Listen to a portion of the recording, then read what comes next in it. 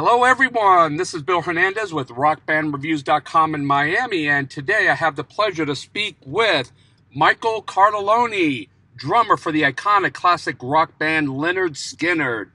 Michael makes a return to the art world with an exhibit of his new works at the Wentworth Gallery at Seminole Hard Rock Hotel and Casino Hollywood on Thursday, July 20th, which actually is the day before the Lynyrd Skynyrd tour officially launches in West Palm Beach, Florida. The Sharp Dressed Simple Man tour also coincides with the 50th anniversary of the iconic band and will hit 22 North American cities before concluding on September 17th, and ZZ Top will also be sharing the bill on this tour. Thank you for taking the time to talk with me today, Michael. You bet, Bill. How are you? Very good, very good. It's been about 4 years since we last saw you here when you brought your revolutionary pixelism art to the Wentworth Gallery back in 2019. And now fast forward here to 2023, you now have a new collection of works dedicated to the Beatles, as well as a very special commemorative piece titled 50, which we'll talk about. Are these ideas that came to you during the pandemic era?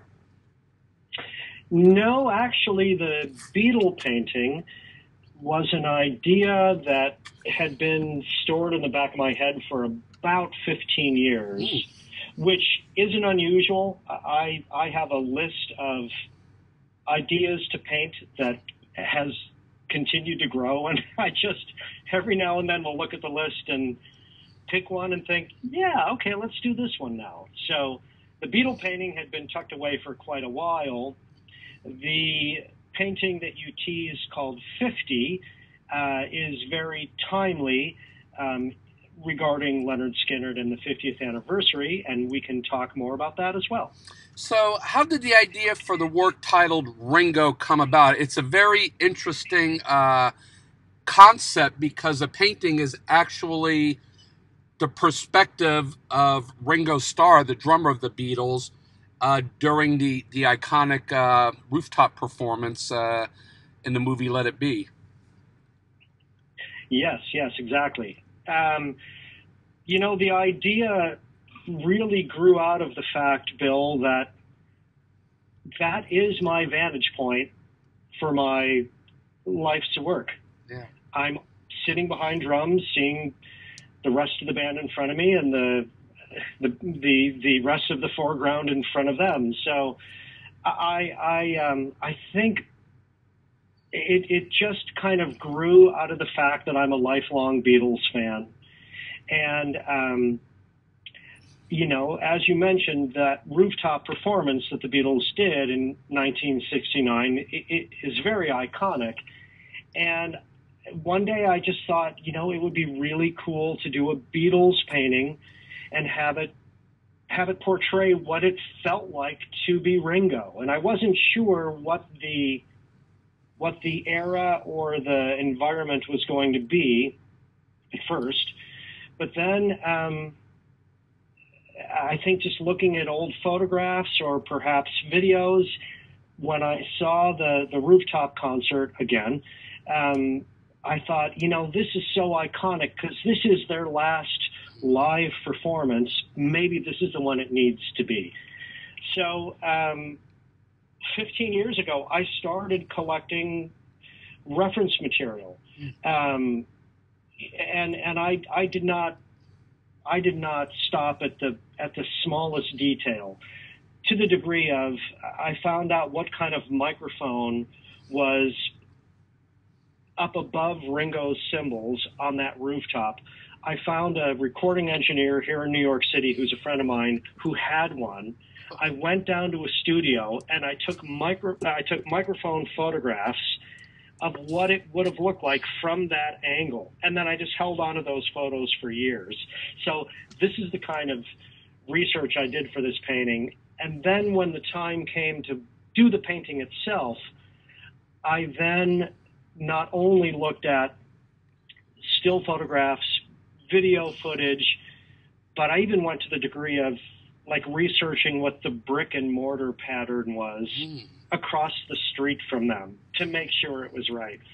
And then the drum heads that you see in the foreground, looked exactly like they did that day. They were aged. They had the discoloration. The logo on the head was faded.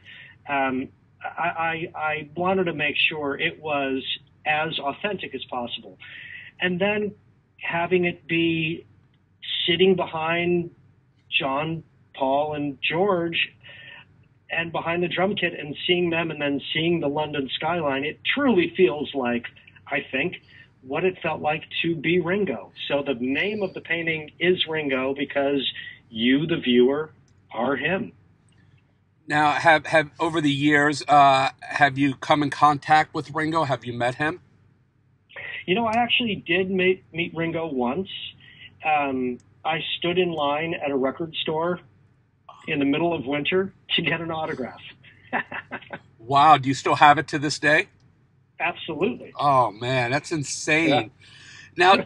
Now tell us about the commemorative piece called 50, which again celebrates the 50-year legacy of Lynyrd Skynyrd, and is also a tribute to the first Skynyrd album, Pronounced. Yes, yes. So, you know, the band is about to kick off, and you so kindly mentioned it, a big tour this summer. That is a tribute to the band's 50th anniversary, because Pronounced came out in August 1973. And so there are a lot of 50th celebratory things that are happening. We did a big TV special for PBS that is going to air in August. Yes. That same footage is going to be a one-night theatrical release across the country, and you can go on the Lynyrd Skynyrd website and you can see where it's playing. So to coincide with all of this 50th anniversary, you know, celebrations, I thought, well, you know what? It would be really cool to do a painting in tribute to the 7 guys that are from the Pronounced album. So I spent, it was about 2 months, I guess, working on the painting. And it is at Wentworth Gallery in Miami, which is their home office, and they have the signed and numbered canvas prints, and there are only 50 of them, and they will be, you know, up on the wall at the Wentworth Gallery at the Hard Rock Hotel, as well as all of their other locations across the country. Probably by the end of this week, they'll be there before the exhibit happens at the Wentworth Hard Rock Hollywood next week. Now, of course, because you're gearing up for the tour, you will not be making an appearance at this particular show. Is that correct? That is correct, and that's only because physically I am not even there. You know, we are knee deep in rehearsals and travel, and I'm going to be getting to the Miami area the day of our show, the day of the concert, that is. So I understand that the artistic bug bit you at a very, very young age, way before the thought of being a musician. What is it about making art that has kept you interested and passionate about it through your life? Well, Bill, I think it's just a form of expression, much like the drumming is, that just needs to be released. And you are correct. The artwork preceded the drumming. I was 4 years old when I went to art school. Wow. And I began drumming at the age of 9. So they truly have been two halves of a whole that have coexisted my entire life. And it's hard for me to imagine doing one without the other, because they really are, in my mind, they really are the perfect balance of the two different forms of expression for me. Yeah, because, I mean, music is also art, and the canvas eventually turned into a drum set for you.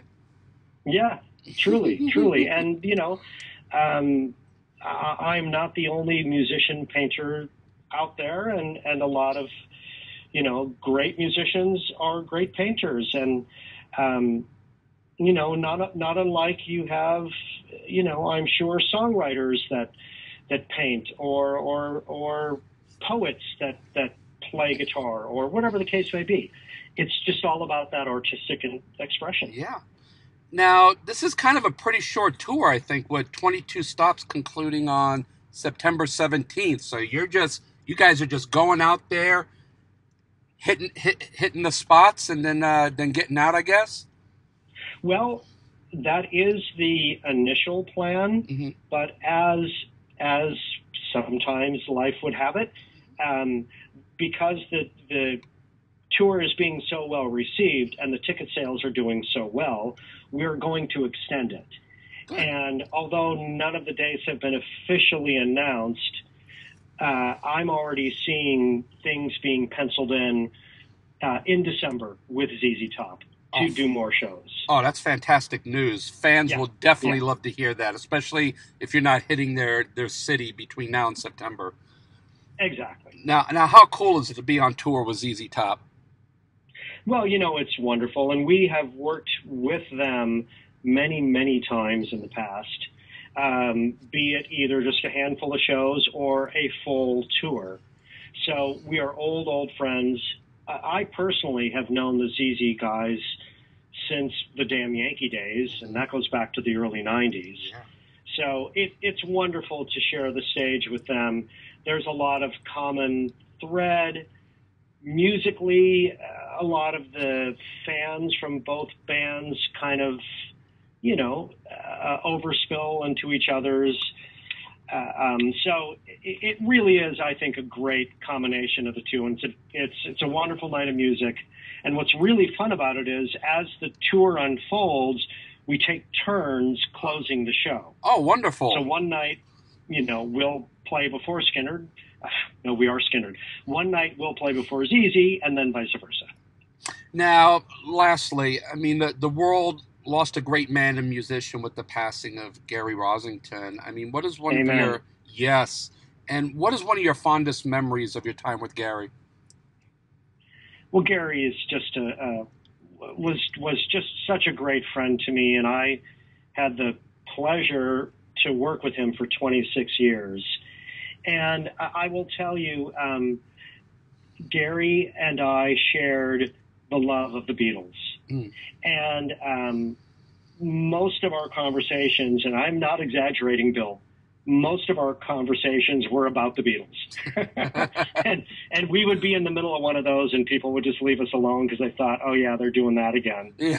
So I will tell you, one of my fondest memories, a few years back, I did a painting of Gary, and people could see it on the Wentworth website, and I made it look like a Van Gogh painting, because Dale, Gary's wife, and Gary and myself are all huge appreciators of Van Gogh.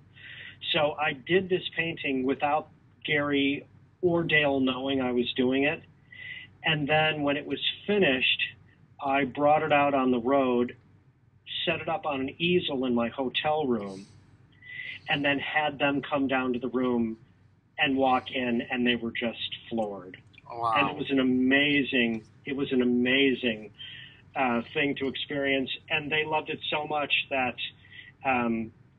that they own it. It hangs on the wall in their house. Oh, that's a fantastic memory.